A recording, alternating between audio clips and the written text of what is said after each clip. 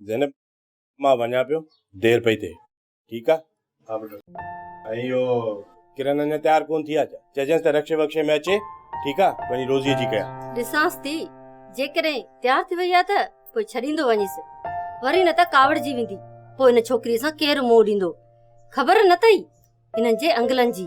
अम्मा मूंखे ॿधी किरण सां थी गॾाई मां कॾहिं बाबा या तव्हां सां कावड़ कई आहे? न धीअ तूं त अहिड़ी कोन्हे पर तो वारी भेण तो बि हज़ारी।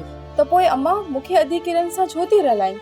चङो हाणे वञी ॾिसीसि न सभु गाॾियूं स्टाफ थियनि सुबुह सुबुह साण वञी का रोज़ी जी कयूं न त सॼो ॾींहुं सुकणो थो पवे। वञासि तोखां बि 10 मिंट सब्र कोन थींदो आहे बस रुगो वारो हुजई। वञ पुट माणे सां सुबुह साण मथो हणण माना खकर में खड़ो हणण मुंह ई पटे थी वञे।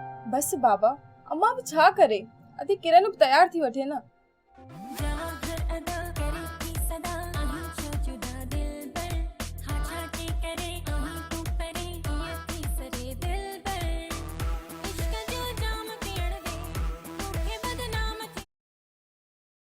अम्मा एडो भलो म्यूजिक हुयो छो बंद कई?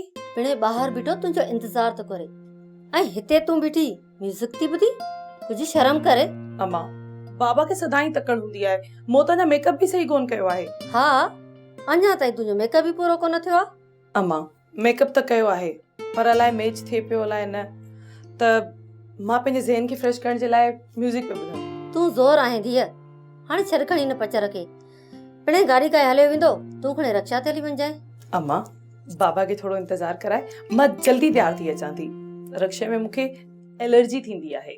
किरण ही कपड़ा मूंखे सुठा कोन था लॻंदी है ही तूं कहिड़ा कपड़ा पाता आहिनि? अम्मा पैंट शर्ट आहे हा शर्ट थोड़ी टाइट आहे सुठा न पिया लॻनि छा? सुठा हुजनि या न पर दी हेतिरा लुंडा कपड़ा। अम्मा इहो फैशन आहे अॼु जो फैशन। लुंडा कपड़ा पाइण फैशन आहे इहो फैशन न दिए पर बेहयाई आहे। अम्मा तो मुंहिंजो मूड ई ख़राब करे छॾियो डायरेक्टर चयो त अॼु मॉडलिंग करणी आहे इन जे लाइ मां पैंट शर्ट पातम। चङो जल्दी तैयार थी ॿाहिरि अच पिणे न त हलियो वेंदो मां हलां थी जल्दी आ।